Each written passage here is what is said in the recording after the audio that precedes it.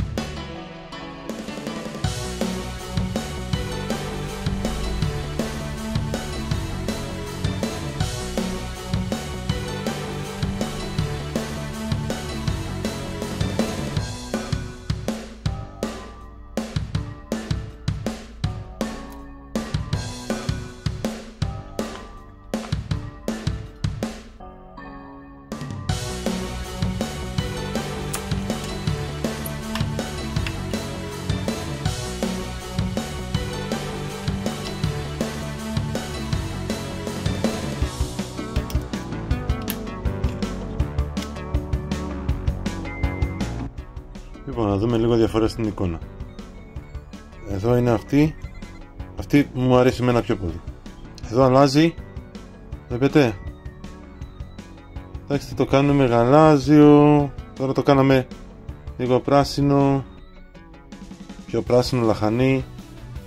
Μοβ. Ωραίο, Φτιάξαμε την εικόνα του πολύ καλύτερα. Δηλαδή καμία σχέση με πριν. Φτιάξαμε αυτό το Game Boy Color, το κάναμε resell, USB-C, φωτιζόμενη οθόνη, touchscreen πάνω, τέλειο.